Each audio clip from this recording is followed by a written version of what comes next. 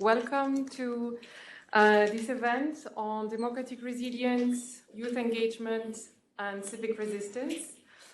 This event is part of a conference that is taking place at the moment at the Institute, that is organized by the Albert Hirschman Center on Democracy and the Tech Hub, with the support of the Swiss National Science Foundation.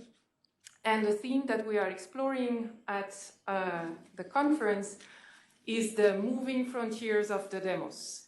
So it's an endeavor to kind of assess the expansion and or the restriction of the spaces of participation in a global perspective.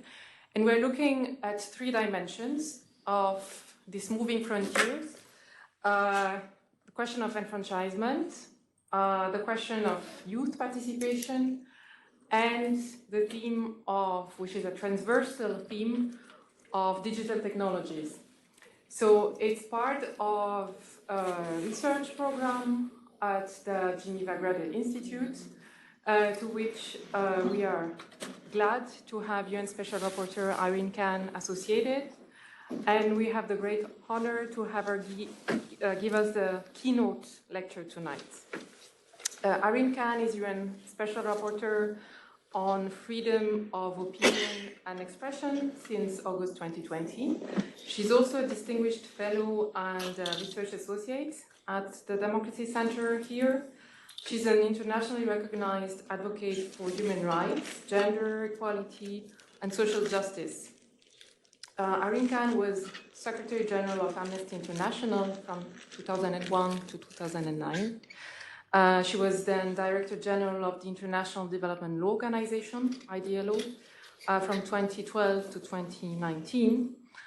She has also had several academic capacities as visiting professor, for example, at the State University of New York Law School in 2011, at Salesforce University, and she importantly was awarded the Sydney Peace Prize in 2006 for her work to stop violence against women.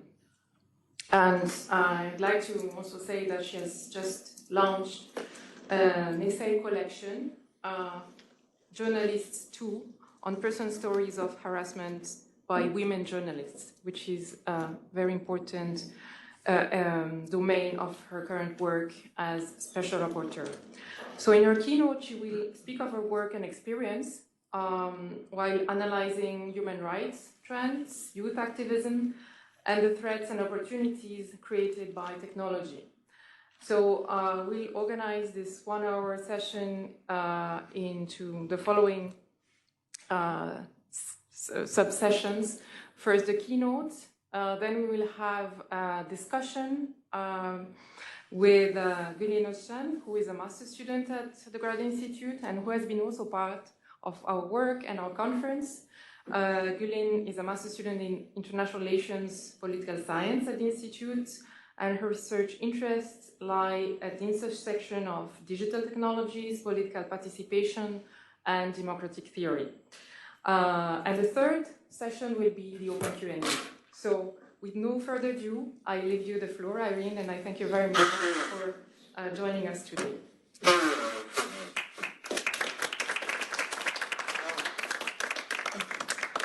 So thank you very much for giving me this opportunity to meet with some of the people who participated in the earlier discussion that's taking place, but also a few others.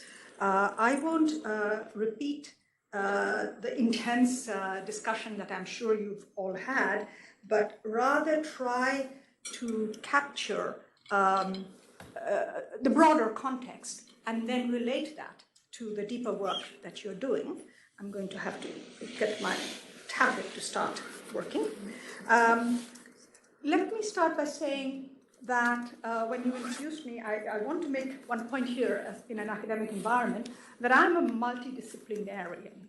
I was trained as a lawyer. I have worked in the area of policy and practical work on the ground in human rights and humanitarianism. And I am actually, by passion, an activist.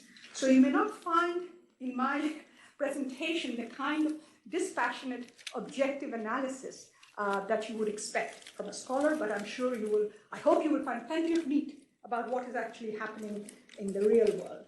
So let me start by saying that when we talk about resistance and let me just see if I get the right notes. Yes.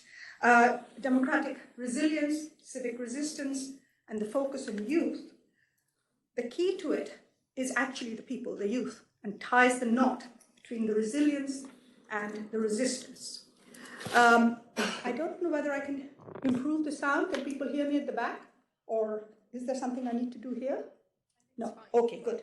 I want to start with the first picture, the first photo. I have a few photos that are just to liven up the conversation that we will have, to show you a visual representation of what resistance, resilience, and youth mean.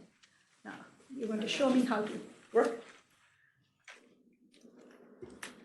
Okay. Sorry, it's going to be this one, I hope. No, where is it going? Yes, I think that is the picture. Now, what you see is actually outside the University of Dhaka. I come from Bangladesh, my country, where a dozen or so students were protesting the rising price of food and living expenses and so on. And there you see the youth with their little flag standing there. And on the other side, you see the powerful state, totally outnumbering the few students. So there you see youth showing resistance and resilience in the face of restricting civic space. So somehow I thought that this picture kind of captures the different issues that we are trying to look at here. Now, to make our conversation simple today, I would like to talk about two forces that I see when I look at the global picture. On the one side, I see a force that is pushing us very fast, perhaps in the opinion of many of us, too fast into the future with exciting new innovation, but also scary developments. And here, of course, I'm talking about the new technologies, about digital technology, which is bringing opportunities, but also challenges and unknown future. On the other side, we actually see the opposite, where we are being pulled back by well-known forces, regressive, retrogressive, repressive forces, back into the 20th century, perhaps even into the 19th century or earlier in some situations. And in that tension, civic space has to be created. Youth have to figure out their own future and see how they shape the world for their understanding of democracy. Now, let me start first with the second force, and that is the political force, the retrogressive, oppressive forces that I was talking about.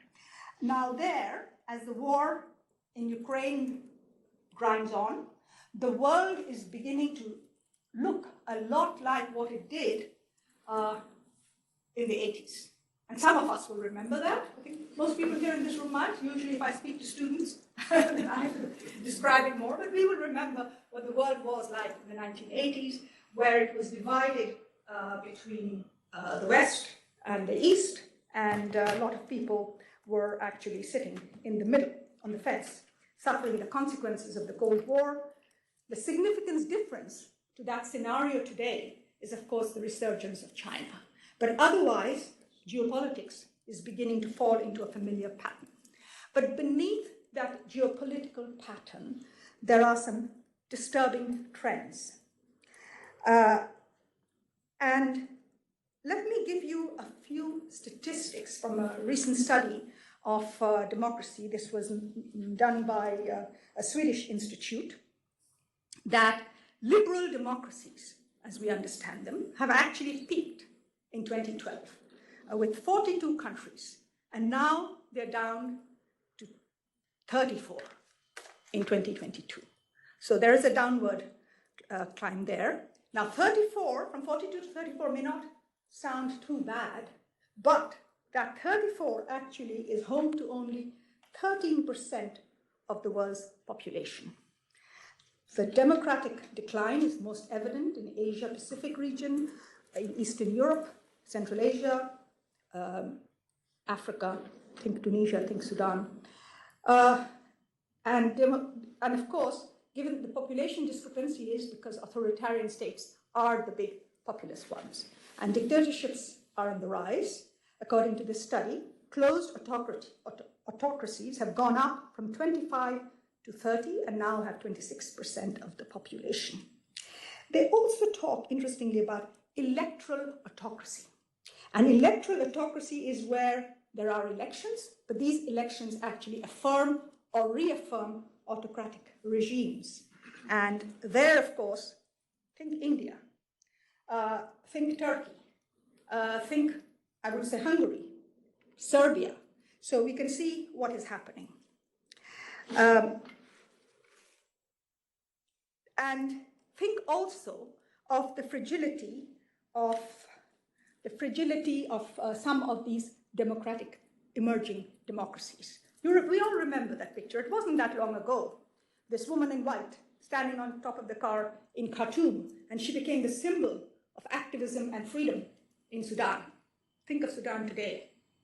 So the shift to democracy is also extremely fragile because many underlying factors that both rooted autocracy and led to resistance against democratic opening were left untouched or are being left untouched. So it is a very challenging situation.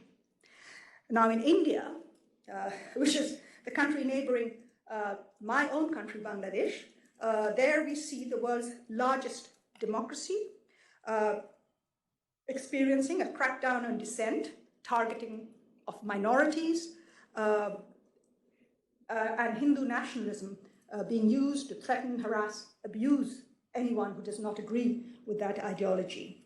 That is, of course, the largest democracy. Think of the oldest democracy that we have today, the United States.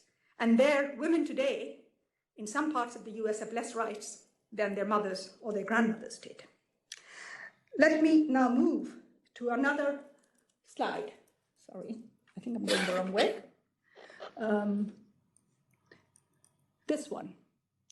And here, what you actually see is UK, protests in the UK, just before the coronation of the king, and arrests that took place. The point I'm trying to make here is that for me, more than the hardening of autocratic states like China or Iran, the risk today is the backsliding of democracies. Well-established democracies that are not standing up for rights elsewhere, but even within their own territories that are restricting space. We see, for example, not just protests, arrests and protests, but we also see the use, for example, of face recognition technology, spyware used for surveillance. The European Union, Brussels, is right now considering a law called the Foreign Agent Law, the Foreign Interference Law. This is a law that many of us, including the Commission, has in the past protested in countries. This is the law that seeks to put additional burden or restricts non-governmental organizations, civil society organizations from receiving funding from abroad. And this is precisely what, of course, many countries, European Union countries, were encouraging and actually transferring funds to organizations not only in Eastern Europe, but across the world, to civil society organizations, women's groups, all sorts of organizations. And now the European Union is introducing legislation that will prevent that kind of funding being used by entities who are inside Europe. So you're creating this sort of double standard. And as happens so often when there is a security threat, and of course here, the Ukraine war, there is a tendency for states to go back and do the things that they were protesting against in the past, or that they didn't want their opponent to be doing. Of course, authoritarian states are reacting in the only way they know how to do so. We see that very much. One of the things that's happening with this kind of backsliding of democracies is that one of the first things many of these autocratic states that are sliding towards autocracy are doing is restricting the space for media. Media, the rule of law, are two of the first sets of institutions that come under pressure. And then behind that, once those two institutions have either been captured or weakened, then there is a tendency to use those mechanisms to promote a single narrative, to stop criticism, and to create, actually to use sometimes toxic narrative in order to create divisions. And so that as the democratic process kicks in, we see what we are seeing today in Serbia, which, by the way, I visited at the end of March, early April. And 2 years ago, I had been to Hungary. And I see in Serbia the signs of what I saw in Hungary. And I would say Serbia is about 5 years away from being Hungary if action is not taken in some way, either inside the country or from pressure from outside. So this is an infectious disease, the backsliding of democracies and the autocratization of countries. I do want to spend a minute on journalists, because that's very much a part of my work. Independent journalism, critical journalism, is under increased pressure.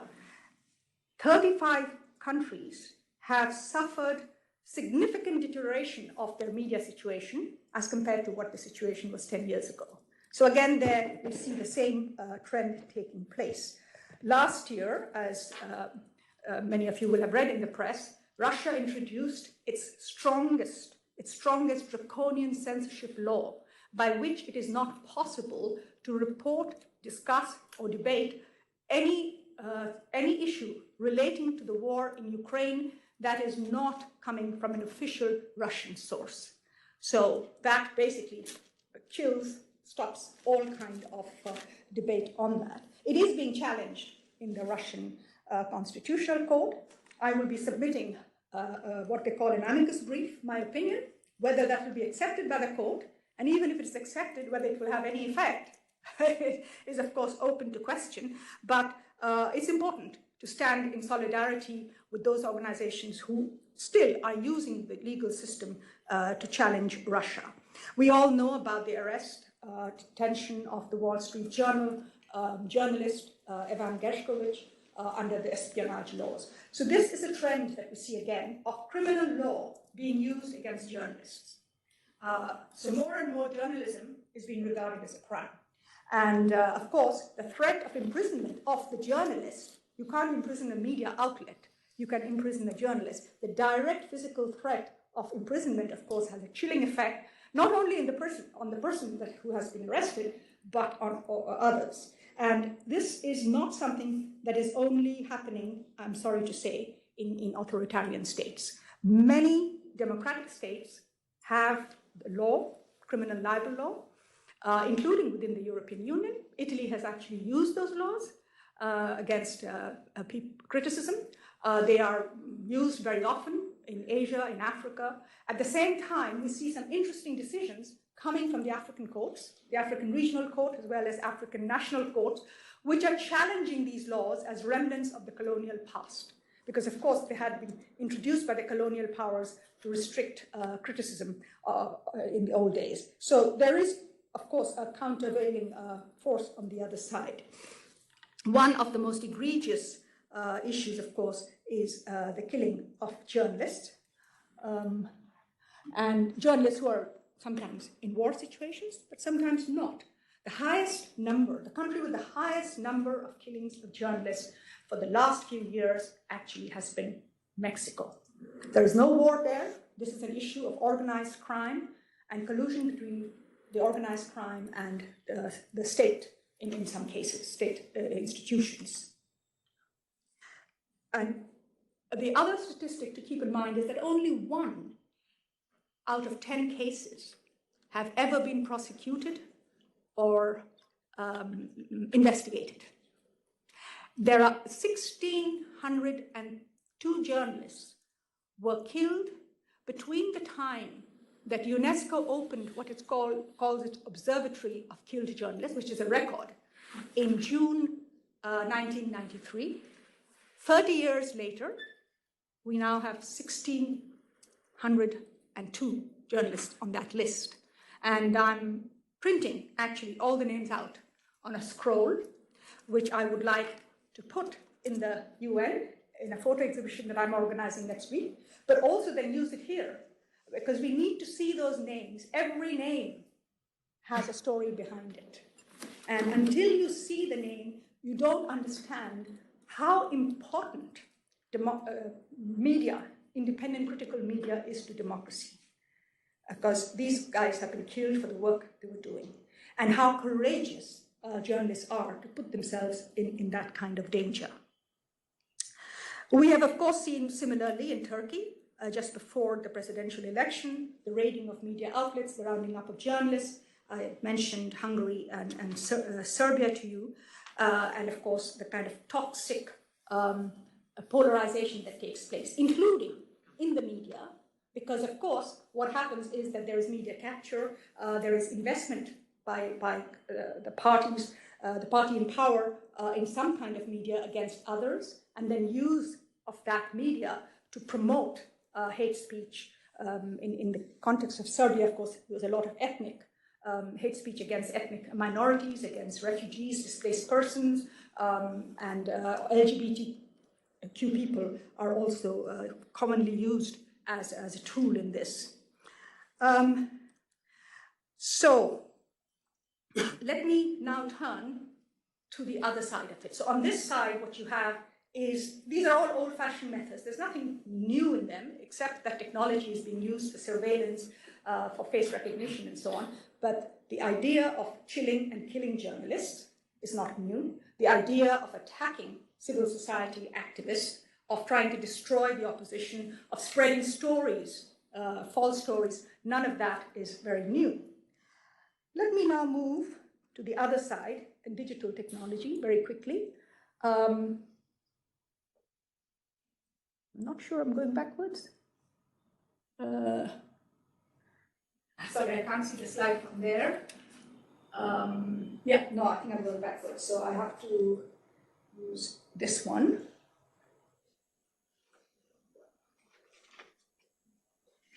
I think I'm going to need some help from someone, huh?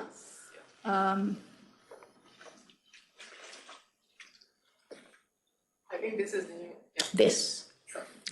This is what I wanted to show you. This is actually the cover page of The Economist. Some of you will recognize that. The cover page of The Economist in April, when The Economist ran a number of articles about artificial intelligence, generative artificial intelligence. So you have the angel as well as the devil right there. And that just shows what artificial intelligence or innovation or technology is offering us. It's not that they themselves are inherently bad, but there are opportunities on one side, but equally threats and challenges. And one of the most interesting things that I've read so far has been the essay by Yuval Harari, the well-known historian, who has actually challenged us to think about it. And he has basically said that these methods, they're not just about amplifying, no more. Artificial intelligence is no more about amplifying our thoughts or sharing it, distributing it, but it's actually creating our thoughts. And what does that mean when the human is no longer present in the human rights? The right to freedom of opinion and expression is my right, it's your right as human beings. But if that function can be carried out by a machine, then what does that right actually mean? And then, of course, it's not me influencing the machine influencing me. Freedom of expression under international law can be restricted. For example, in the case of hate speech or in the case of defamation. But freedom of opinion is supposed to be absolute. And that rule was set in 1948 in the Universal Declaration of Human Rights, precisely because governments were thinking of re-education camps in those days. Soviet re-education camps was what at least the Western states had in their mind when they introduced it. But today, we are being re-educated in ways that we are not aware of by machines, by big business, running machines for their data mining. So there is something happening there that we haven't even grasped where it might go with generative artificial intelligence. Now, just a few days ago, last week, I met a senior manager of one of these big tech companies who was very, very enthusiastic about these learning machines like ChatGPT. And we were talking about ChatGPT, and she was saying how they had used that kind of data to help, I think she was talking with the prosecutory system in Alabama, to help the prosecutory system in Alabama to actually analyze all the prosecutions that had taken place in order to detect where discrimination was taking place against people on grounds of their ethnic or gender or other identity. But then I had a demonstration of ChatGPT, and when I saw the demonstration, actually it was an interesting one, where the machine was asked to analyze the speeches of the UN Secretary General for the last 3 years and to summarize them for a committee of the UN General Assembly. That was first task. The second was to use the same text and create an internal email to tell staff about what the Secretary General was asking. And the third was to create a Q&A for a press conference. And that machine sorted it out, did it somewhere between 30 minutes to an hour, all 3 tasks. And when I saw that, my immediate thought was, well, there goes all the jobs at the lower half of the UN civil service. But I also thought as a teacher that that's the kind of work that I get out of a student that would get a B, perhaps a C. They can summarize, they can reproduce. It's the A's that get the creative thinking. So we would not need B's and C students anymore in the future. We would only want to have A's in the class because the world would only have space for A's. Now that is a thought. How many of us have students that are only A's? How many of us have children, grandchildren that are only A's? What's going to happen to the others? So there are these huge questions that artificial intelligence is posing to us. And a lot of these questions are being discussed and decided in the context of ethics.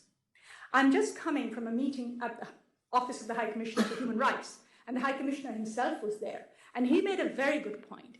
He said, we should not be having these issues on the basis of ethics. We should be having these issues on the basis of rights, because rights are create binding obligations on the side of states. If you use it as ethics and values, well, you might follow it, you might not, you'll argue, different cultures will have different values and so on and so forth. But there are binding obligations that flow out of the human rights system. How can we make them work today? That's a real challenge. Now, of course, artificial intelligence is not new. It's been going around for a while and particularly used in the context of misinformation, disinformation, both to create it and to manage it, to moderate it. And that in itself, of course, as we know, has led to all kinds of problems. I think that's another nice cartoon there, where you can see what Twitter is doing to the world with this misinformation as a channel of misinformation and disinformation. So we've got all those problems. Young people have those problems to figure out as they work in this information environment. And the real danger of disinformation and misinformation is not just that they might trick us into thinking something else, into believing something else, but that we may lose all trust in information that we receive from media, government, and public institutions. That's the risky part of it. If you lose public trust, you don't know whether this is true or that is true. It's not that you've been fooled about a particular issue, but you don't trust information anymore. What kind of a world is that going to be when we think about the demos? Now, it's not, but let me now make the point, it's not all about gloom and doom. Let's also think about what has been happening with this technology, with people on the ground. I go back to that first picture of those young kids standing there in front of the police, 3-4 times their number, and still standing there with the flag up. And we've seen that time and time again on issues that have been brushed under the carpet or denied. Think about Black Lives Matter. Think about #MeToo. Think about #Friday Matters. So there is something in the human being that I think artificial intelligence has not been able to capture. And it remains, I think it remains there. I mean, that is probably our abiding hope. One colleague I was speaking to about artificial intelligence said to me that in the end, we should not be frightened because the human urge to survive will overcome any machine's urge to be clever. But that's a very risky thing to say. But nevertheless, I think what these young people are doing is something to think about. And what has opened up. Let's think back to the euphoria that we all had at the beginning of this century, when social media first emerged, and we all thought about how we would organize and mobilize, and many of us did, and they do to this day. In my conversations and discussions with women's groups, with LGBT people, with other marginalized groups, with indigenous groups, no one is saying we don't want access to the internet. We don't want access to social media because they need that ability to communicate. What they're saying is, can you make these spaces safe for us? So there is an obligation, I think, on the side of the companies and on the side of states to make the companies ensure that safety. Now, so what's the way forward? I think one of the things we need to think about is, we need to be convinced about and make a business case of it, and a strong case to policymakers, is that human rights are not a luxury for good times. They are actually not just the right decision morally, they are actually practically the right decision in terms of the results they produce. And this is where I think academia and scholarship and research and evidence comes in. Can you prove that the results, when human rights are respected, that the development outcomes are better? When human rights are respected, democracy works better. Let's really look for those kinds of data there. Now, there are, of course, so what can we do? I think there is, first of all, new inequalities that are emerging in information, and we need to fight them. Universal access, meaningful connectivity is one of the goals that governments had set for themselves at the level of the UN. They had all agreed that by 2023 there would be universal access. Well, of course, they obviously missed that goal. At the same time, there is huge investment taking place in 5G. So the unconnected on one side and 5G on the other is going to be another kind of inequality, and that will affect not only service provision or innovation, knowledge. I mean, you think of it, all sorts of things where some people are going to be left behind. And I think that gap needs to be closed, but that just requires a discussion of where the investments are being made. Private sector, if they're investing these huge kinds of money, there is a kind of a corporatization of all these issues, an underlying discussion of corporatization that also has a huge impact on the way in which we've understood democracy until now. And more discussion needs to happen there.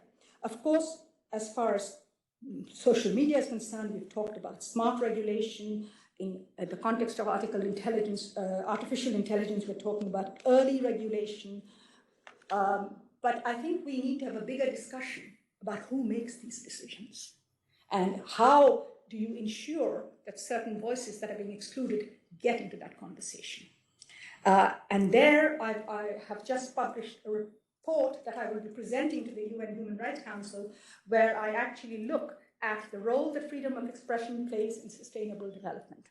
And I argue that freedom of expression can be broken down into information, access to information that we receive, we share, and the right to debate, to discuss, to expose, to share information. That's the other part of it. On the right to information, there's been a lot of progress in the sense that laws have been introduced in countries. But if you look behind the laws, implementation is poor, large areas of information is not available to people. And if you look at the use of that information, then you really do not find the participation that access to information should lead to, because there are clear barriers of letting people in to discuss. And those barriers have to be broken. And of course, media, journalists, investigative journalists in particular, play a critical role in exposing all the weaknesses and flaws in that system. Digital technology has helped them enormously in being able to cooperate across borders. You would never be able to have done the kind of projects like Pandora Papers and all those schemes that were exposed about overseas tax havens and so on without digital technology, without that kind of cooperation. And there are many more cooperation of that kind that's happening every day among journalists. But of course, they need legal protection. There are good stories, which lots of them in my report actually. For example, in Indonesia, an NGO, Corruption Watch, has worked with local authorities and building their capacity, setting up, opening up procurement, getting training then the small NGOs and business and so on to use that. There are stories about, for example, media and digital literacy. Now that is being increasingly recognized as a powerful tool by which to empower citizens, including particularly young people. In Finland, they have introduced, in a number of the Nordic and Baltic states, they have actually introduced it in elementary school.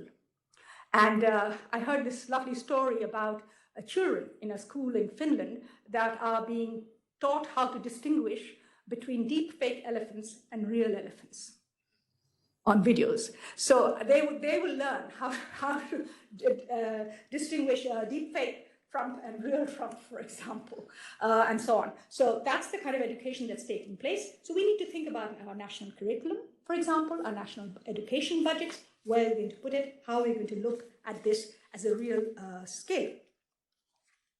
I want to sort of come to an end here now because I want to leave you time to ask questions. These are all the people who are still going out, still protesting. We talk about youth, but let's not forget the elderly, because that is another group of people that are also being left behind in many parts, particularly when it comes to digital technology. I think young people are choosing the issues on which they will stand their ground. And then here, for example, some of you will remember this woman. She was the journalist, young woman journalist who interviewed the leader of the Taliban on Afghan television after they came to power. And there she was. They wanted her to dress like that. They were not going to allow her to come on screen. And she decided to do it because she said, reporting is resisting. That was her way of resisting. Unfortunately, she had to leave the country. She's now in Dubai. But she stood her ground there. So we also need to think creatively about diaspora. Diaspora journalism is something that has become quite prominent now. You know, in the old days, democracy was territorial. But of course, the exile, people went into exile for the sake of democracy and worked from abroad. Today, digital technology is creating new ways of contributing to building democracy back home. And how can we support that? What are the trends we see there? How do we do that? So that is another area. I think we've talked about companies and what we need to insist they do. And then finally, I want to end with this picture because I think it's a very uplifting picture. In one of my other hats, I chair an NGO called BRAC in Afghanistan. This NGO was actually born in Bangladesh, but it operates now in a number of countries. I'm the chair of BRAC. And we've had a program for education of girls in Afghanistan for many years. And of course, when the Taliban came, the high school had to be closed, the schooling had to be closed. We kept pressing them about it. They have agreed to open the primary school in one of the districts. In Afghanistan, you have to negotiate with the local authorities. In Kabul will say something, but if you negotiate or discuss with the communities, they will agree to something. So we did that. And recently, our director had gone on a trip to Afghanistan, and this was in the Balkh province, near Mazar-e-Sharif, where this school had opened after being closed since the Taliban had come to power. These little girls had never been to school. And so they were there. The Taliban has allowed us to use women teachers. That's part of our agreement with them, that we will use women to deliver services to girls. We want it. They want it. There. And you see all these little girls there, celebrating, feeling happy. And they were so thrilled to be in school with their pencils and their books and their singing and their dancing. It was amazing. It's absolutely amazing. Now, this is, of course, one little district in Afghanistan with a few schools there. Our challenge now is to keep the money coming. The funds that we have there are going to run out next spring, and donors have decided, they've put a sanction on the Taliban, and therefore we cannot spend money in Taliban. The donor who's funding this one has agreed exceptionally to allow us to complete the program. But then what do we do? So, of course, there's a huge debate now, because women in Afghanistan are not allowed to do many things. Do we go in and work with these girls? Or do we hold back in order to pressurize the Taliban and say, well, if we stay out, someday you will change your mind about gender equality? So these are some real dilemmas that are also coming up when we're thinking about what happens out there. So I'm going to stop here and let you ask questions. So, thank you. Thank you so much. I'd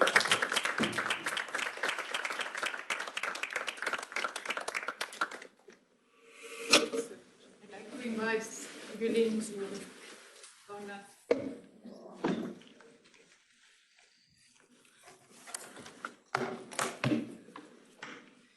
So actually, when we prepared this conference with Jérôme Duberry, Managing Director of the Tech Hub, and Laura Bellon-Cassis and our colleagues of the Hirschman Center on Democracy, we thought we would like to unpack this kind of changing frontiers of the demos, but we would like also to have some experiences shared. So I think that's the kind of endeavor that we brought to this public event, namely to have you, Irene, also unpacking to some extent how this solidarity could also come from international, global kind of discussions and also action at the level also of the UN and others. So I think it was really important for us to have your contribution to this conversation and also have contributions from the youth. And we are now exploring youth participation in different contexts, democratic contexts in the varieties of democracies or regimes actually that we have. And I think the question of resilience and resistance is really kind of driving our thoughts. That's why we wanted to invite you, Gülin, to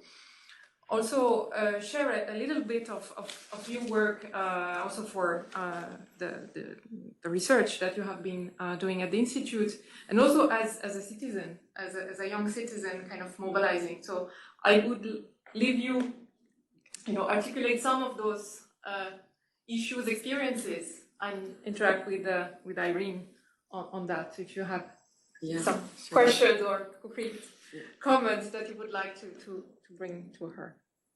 So currently I'm a master's student here at the Institute in political science, and on my thesis I'm working on the phenomenon of shitposting, focusing on the 2023 Turkish elections, mainly on Twitter, which is often celebrated as the hub for democratic forces. And previously I co-founded a digital platform. I was really into discussions on like Civic tech and democratic theory on a more academic front. We basically created a digital participatory platform and a parliamentary monitoring system, which was easily accessible through social media, responding or trying to respond to youth's need to be more active on social media while engaging with democracy. So today we pointed out a lot of things, AI, democratic resilience, and also freedom of speech and the role of the media. But I want to start with one recent example, which is kind of intriguing for me, which was on the context of the recent disinformation bill introduced in Turkey. Including Erdogan, state officials dismissed the worries around the new law and highlighted the concerns over disruptive impact of disinformation on society and need for regulation in the face of new technological developments to protect our democracy. They officially pointed out examples of legislation in other countries, especially from developed countries, to fight the challenge that new technologies are posing. While academics were mainly arguing that disinformation bill must be seen in the context of sharp authoritarian turn in Turkey, he successfully constructed as a valid and effective security measure for the public opinion. And recently, Erdogan, in his the biggest rally for the election campaign in Istanbul, showed a video of the opposition parties had being allegedly affiliated with terrorist parties. It was a montage video and it was so obvious. Civil society actors, influencers, everyone pointed out this is a montage, this is obvious. He then went to a show national broadcast on the national TV, TRT, and again accused the chairman of the Republican People's Party being affiliated with the PKK terrorist organization and stated that the videos of recordings of Kılıçdaroğlu with people in Kandil, implying these were broadcasted and edited to support their campaign.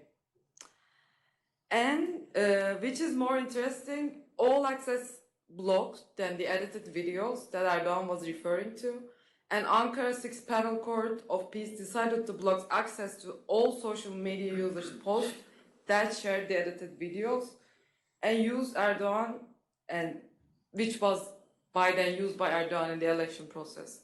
And he literally said this or that, whatever, montage or whatever, this is how it is, something like that.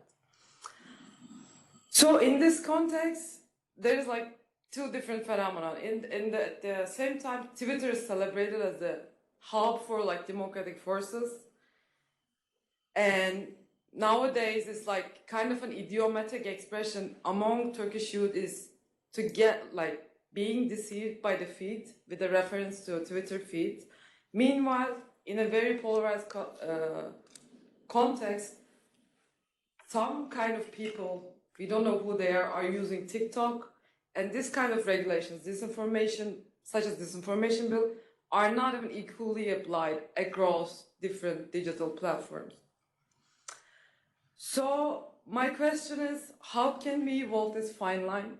At one point, disinformation bill, any kind of measures are easily constructed as in emergency settings as security measures, but at the same time there's democracy.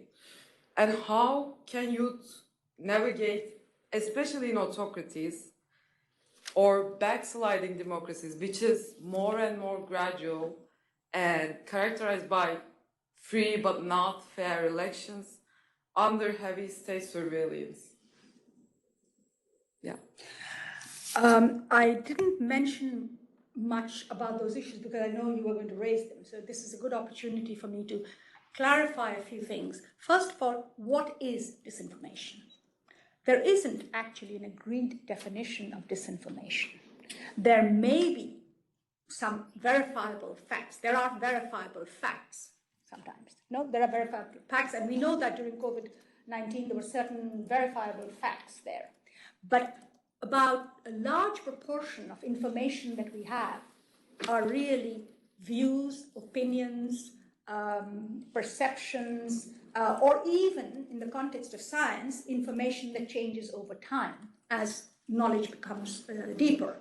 And that is the reason why the position that I and others, a lot of other experts in this area, have argued that you cannot actually ban disinformation. When governments say they want to ban disinformation, or when they say this is fake news, effectively they are saying this news is critical of us, we don't want it spread, and therefore it is fake, therefore it has to be banned. And that is a common feature. Many countries, particularly in Asia, for example, Singapore, Turkey you have mentioned, but there are a whole host of other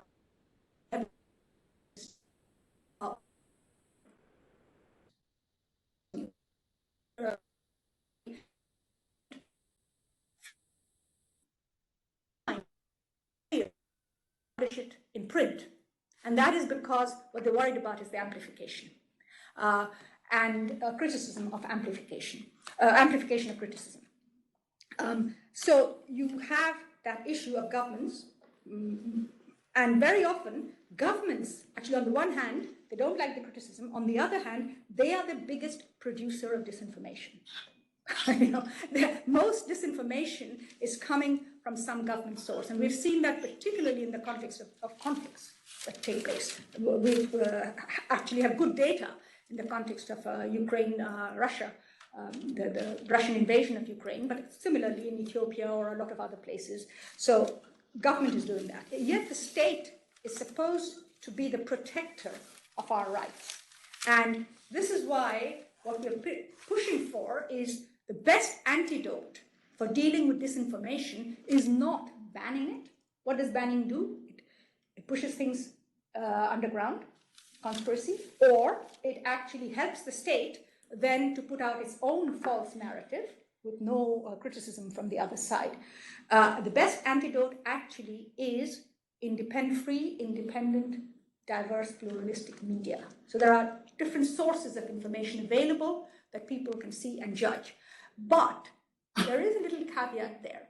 Given the state of digital technology, where it's not a question of reading one newspaper in the morning each day, as many of us did not so long ago, it's about dealing with all the information that comes at you when you go online.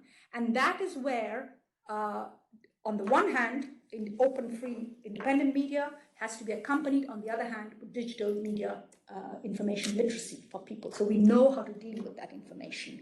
And the third area is the state must do its duty. And that means the state has an obligation to provide verifiable, factual information. Interestingly enough, very little work has been done on propaganda, at least in the legal field. What are the rules about propaganda? There's only one mention in one of the human rights treaties, the Covenant on Civil and Political Rights, about propaganda for war being prohibited, but it doesn't talk about any other kind of propaganda.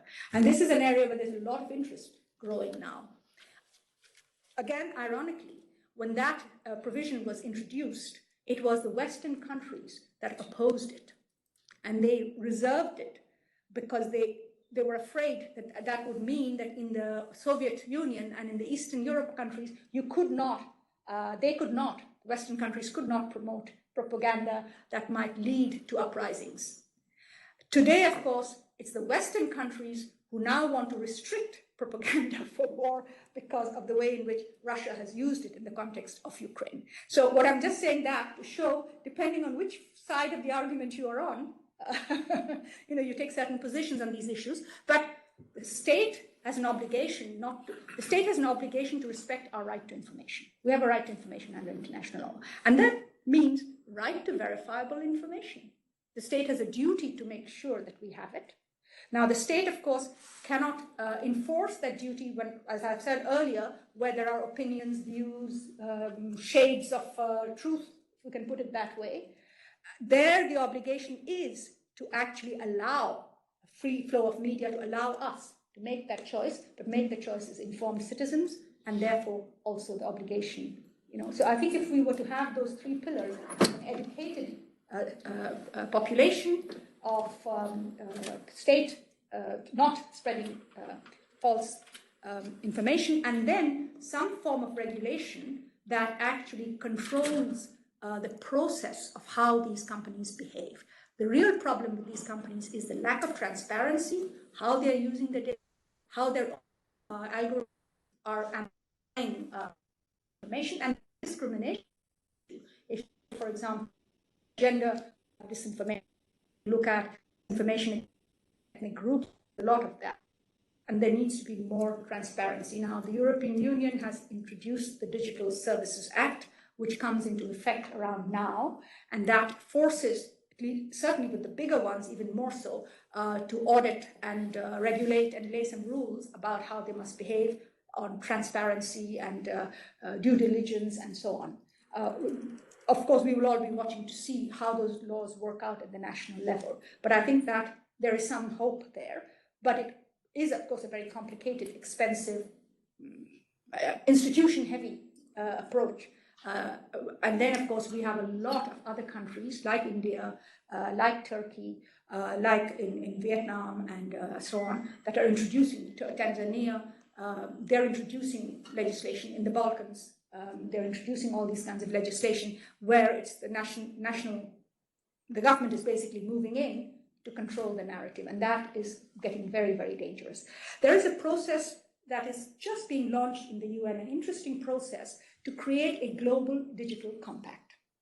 And the idea is at the level of the UN, states would agree to certain principles, and there will have to be ways in which companies would then be brought into that compact to set some minimum standards of behavior on the part of states and on the part of companies on digital technology. Now, that we will have to see how it goes. There's early stages, discussions going on and so on, but the idea is that there will be a year-long conversation starting now, and in September 2024, the UN is holding what it calls a summit for the future. And there will be other issues there too, but one of it is going to be this digital global compact. And that might, because, you know, the problem is, I said earlier, democracy was territorial. Now we know it's not. Digital technology has done away with borders as we have understood it in political science in the past. And so we need to, and yet we are kind of looking at rules that were made for territorial states. So we need to look at how do we have extraterritorial rules and regulations and obligations.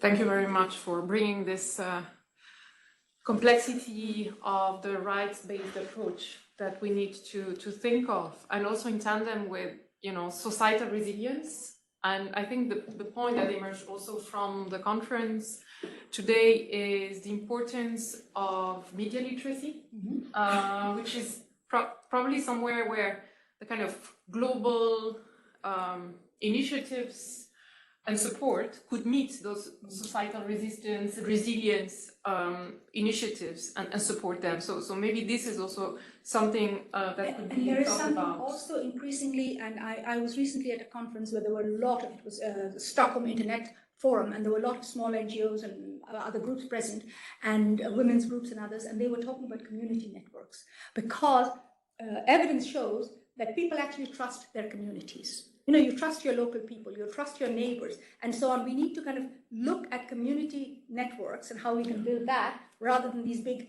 multinational companies that are coming in for the sake of profit and disrupting the information environment. So that, I think, is another interesting way of approaching this at the community level. We go back to the community again.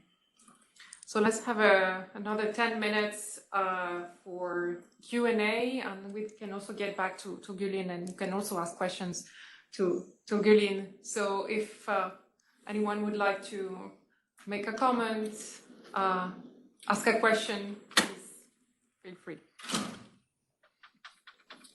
Jérôme. Thank you very much for this brilliant presentation. Thank you, Gülin, as well. I have two questions. One is about online polarization. I would like to have your view on this, how to counteract online polarization, and is there a tech answer to online polarization? And my other question, experience of civic resistance in Turkey? Thank you. You want to go first? Oh, Yeah, I can share some experiences, which is crossing media, online, and also offline lines at the same time.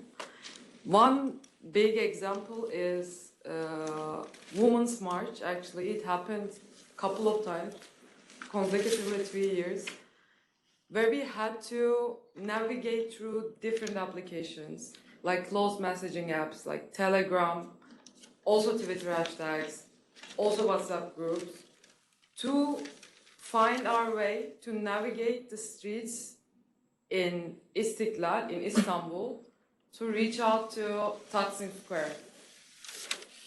And there were like true hashtags, which is a really simple ways of communicating, and it's like at hand for many people. A lot of people were like trying to get by of like detaining, because in this street police were detaining someone and things like that.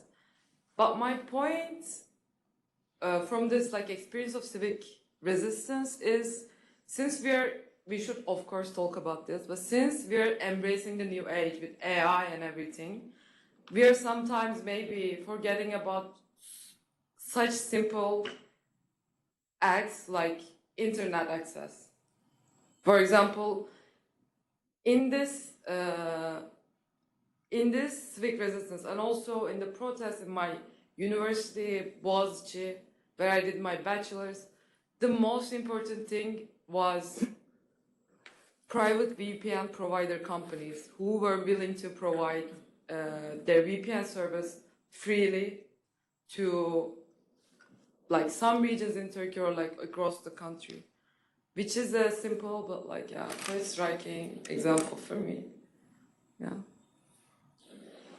but you know, there is always another side to an issue, the zero contract type of thing. You know, there is a lot of that in developing countries where the cost of connectivity or data is very high. It's something like 30 times what it would be in a developed country, income-wise. So it's, and that's why a lot of these apps go in and say, yes, we will give you a VPN or call on WhatsApp or something, but then you are tied down to that particular app, which then feeds you one type of information. So on the one side, you're getting accessibility. On the other side, you're being driven down a particular type of information hole. So that brings me to the question you were raising. Of course, there is polarization through algorithms, and the theory is that apparently as human beings, we are more attracted to what is nasty than what is good. And therefore, we go down those rabbit holes when rabbit hole. I mean, that is like, but what we're not talking, and that is all this problem data. And how protected data has, of course, we have in the European Union and in many countries now the GDPR style protection of data, but that puts a lot of pressure on us giving consent. Do we know what we are consenting to? Mm-hmm. Do we have a choice not to consent? So one really has to dig there, because data is the mine, is the mineral ore on which all these systems and software and programs are being built. The AI, generative AI, is built on data sets. So there needs to be, and I don't have the technological background to get into that, but I think that is an issue that we really need to look at. You know, this is I think it was called by Susanna, what was it called? Surveillance capitalism. And that whole business there about data. And yes, and that is where I think also forcing these companies to be more transparent about it. Of course, you run into all kinds of intellectual property issues because they want to protect it. I mean, being transparent to you or me probably wouldn't make much sense. You'd have to be transparent. That means giving access to certain types of researchers. And I was speaking to someone from Brussels and from the European Commission there, and he was saying how hundreds of people are now being hired by the European Commission to establish all these different centers where they will be monitoring, where they will get the algorithms and data, and they will force these companies to report, and then they will be digging deeper into the reports. Now, this is all in the stage of fury now. We'll see what comes of it. But yes, certainly, the polarization that is taking place is much higher, much more damaging, much more toxic, and amplified by digital technology than it has ever been before. Because the technique of creating this kind of toxic speech is not new, but the way in which it's spreading now and can be manipulated is certainly. Yes. I would love to know a little bit more about your comment that you said that that AI is not able to capture. Could you speak a little bit more? What do you think AI could help more? AI actually enables us to sift huge amounts of information. And so in the health sector, for example, it is actually being used to be able to give earlier diagnosis of certain illnesses, disease, research. That's one example. Another example has been the one that Microsoft gave me about how they were able to provide AI to the prosecutory service in Alabama so that they analyze data, show impact, merge, right? Ability to sift data for research, for providers, for financial dealings, etc. There are very good possibilities there.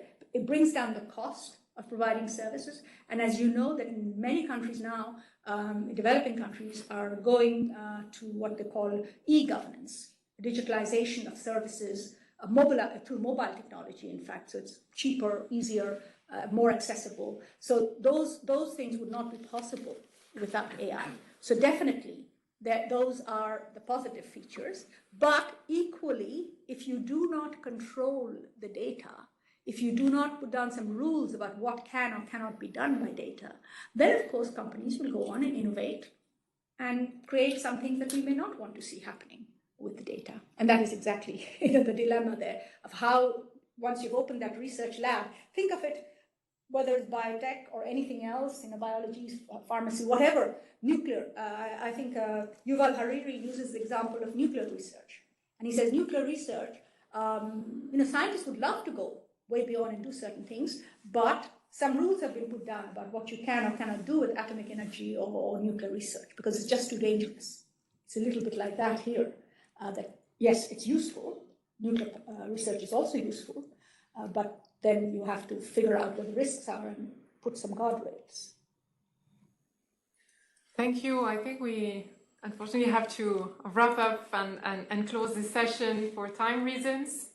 So thank you very much, Irene, for joining us today and for sharing these elements that contribute to kind of proposing this picture or this context in which we are working, and that also points our attention towards the multiple dimensions that we need to take into account while looking at the changing frontiers of the demos, the changing nature also of the spaces of participation in the different types of regimes, democratic to some extent, less to other extents, that we need to engage in as scholars, as activists, as students, and as also citizens, actually. So I think the legal dimension is key there. International law, so it provides for quite an important kind of benchmark for states and also for companies. The technological aspect, of course, is also very, very important, and also the stakeholders that you have been mentioning, and that are part also of this discussion of the Global Compact, and then the kind of more fine-grained research that we can do on the ground as sociologists, anthropologists, political scientists, but also legal scholars that often are also grounded in a specific legal context that are very useful to analyze, to understand the room for maneuver, also to make productive and positive changes. So thank you very much also, Bilin, for joining us. And I wish you a very good evening, and I look forward to continuing the conversation and the work together. Thank you very much.